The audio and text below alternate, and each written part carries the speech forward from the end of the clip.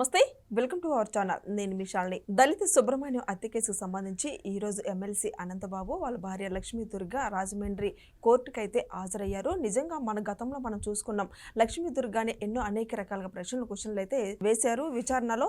అయితే కానీ ఆమె ఆ విచారణలో ఏం సమాధానం చెప్పింది స్టార్టింగ్లోనే మనకు అందరికీ తెలిసిందే. వైసీపీ వాళ్ళు ప్రతి ఒక్కరు ఎవరు అరెస్ట్ అయినా సరే తెలియదు, గుర్తులేదు, మర్చిపోయామని. సరే, ఈ రోజైతే రాజమండ్రి కోర్టులో అయితే హాజరుపరిచారు కదా. ఇక తర్వాత ఆ పరిణామాలు ఏ విధంగా ఉండబోతున్నాయి, ఇలాంటి అంశాలను చర్చించే స్టూడియోలో ఉన్నారు సీనియర్ జర్నలిస్ట్ దుర్గకుమార్ గారు ఉన్నారు. వారిని విషయాలను తెలుసుకునే ప్రయత్నం చేద్దాం. నమస్కారం సార్. నమస్తే మషాల్ని, మన వీక్షకులకు కూడా. సార్, డ్రైవర్ సుబ్రహ్మణ్య హత్య కేసుకు సంబంధించి లక్ష్మీ దుర్గాని మొన్నటి వరకు సిట్ అయితే విచారించింది, కానీ ఆమె అయితే తెలీదు, గుర్తులేదని చెప్పడం సమాధానం వస్తానే ఉంది. మరి ఈ రోజు అయితే రాజమండ్రి కోర్టులో అయితే ఇద్దరిని హాజరుపరిచారు. నిజంగా వాళ్ళిద్దరు ఏం సమాధానం చెప్తారు, ఏ విధంగా ఉండబోతుంది ఈ కేసుకు సంబంధించి అంటే ఏం చెప్తారు సార్? ఇంతవరకు వైఎస్ఆర్సీపీ పురుష నాయకులే ఇలాంటి హత్యల్లో ఉండారని అనుకున్నాం, కానీ ఏ పార్టీలో కూడా ఇంతవరకు మహిళా నాయకురాళ్ళు హత్య కేసుల్లో ఉన్న పరిస్థితి నేను 47 జర్నలిస్టిక్ అనుభవంలో ఇదే ఫస్ట్ టైం చూస్తున్నాను. కుటుంబ సభ్యులు ఎవరు, మహిళా కుటుంబ సభ్యులు హత్య కేసుల్లో రాజకీయ నాయకులకు చెందిన కుటుంబాల వాళ్ళు లేరు. ఇది ఫస్ట్ టైము. అందులో ఆమె A2గా ఉంది, భర్త A1. అతని పేరు అనంతబాబు అంటారు, కానీ పూర్తి పేరు అనంత ఉదయ్ భాస్కర్.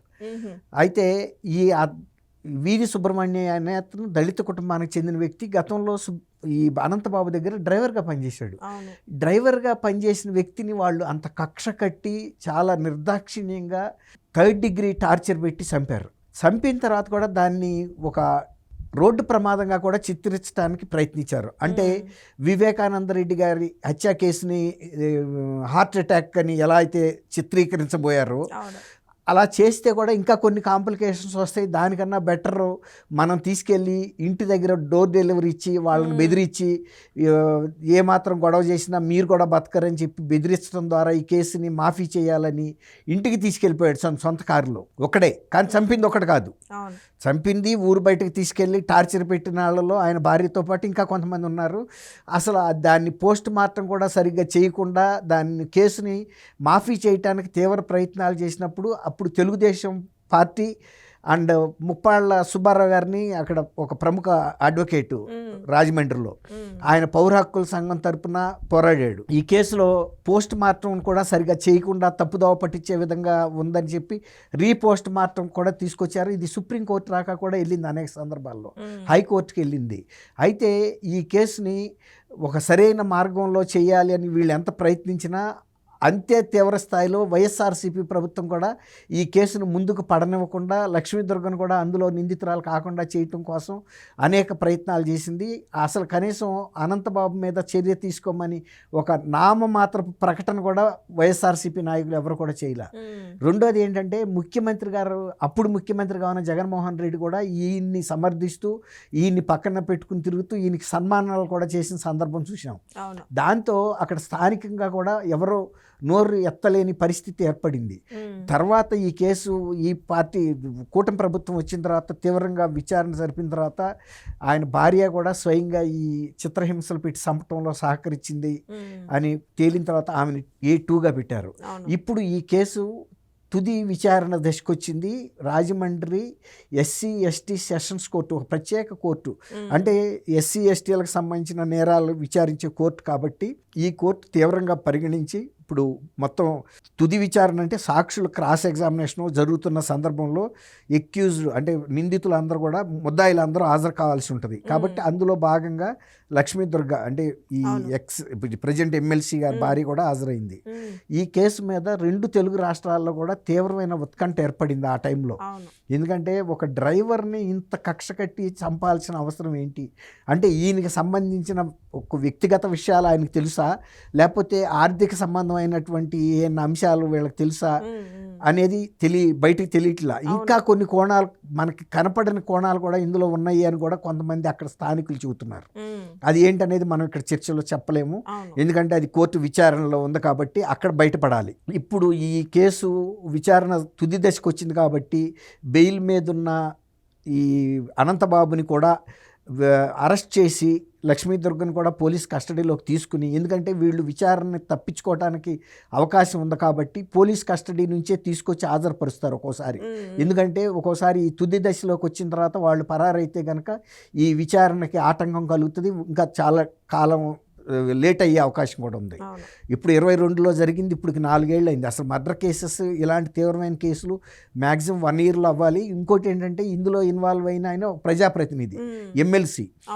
ప్రజాప్రతినిధులు ఉన్న కేసెస్ అవి క్రిమినల్ అయినా వైట్ ఆఫ్ కాలర్ అఫెన్సెస్ అయినా 1 yearలో తేల్చేసేయమని సుప్రీంకోర్టు ఆదేశాలు ఇచ్చింది. అట్లా చూసినా కూడా 2022 మేలో జరిగింది కాబట్టి 23 మేలో అవ్వాలి. ఇప్పుడు 26 మార్చి అయిపోతుంది, ఇంకా 1 month అయితే మే కూడా వచ్చేస్తుంది. అంటే 4 ఏళ్ళు అవుతుంది.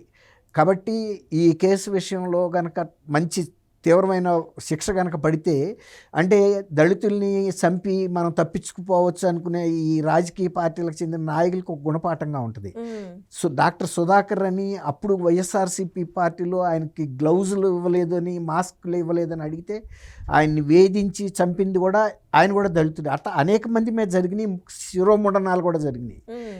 ఇది ఒక ఇప్పుడు ఈ లక్ష్మీదుర్గ మహిళని కూడా చూడాల్సిన అవసరం లేదు, ఎందుకంటే ఒక దళితుడిని హత్య చేయడంలో భర్తకి సహకరించి మంచి పనులకు సహకరించాలి, కానీ ఇలాంటి దుర్మార్గాలకు సహకరించినప్పుడు మహిళని చూడాల్సిన అవసరం కూడా లేదు. కఠినమైన శిక్ష కనుక పడితే ఇతరులకు కూడా గుణపాఠం అవుతుంది, ఏ పార్టీ నాయకులైనా కానీ. కాబట్టి తర్వాత నిజంగా ఇందులో అభినందించాల్సింది ఎవరినంటే వీధి సుబ్రహ్మణ్యం డ్రైవర్ తల్లిదండ్రుల్ని, భార్యని. వీళ్ళు ఎంత బెదిరించినా కూడా జంకకుండా కేసును ముందుకు తీసుకెళ్ళడానికి వచ్చారు.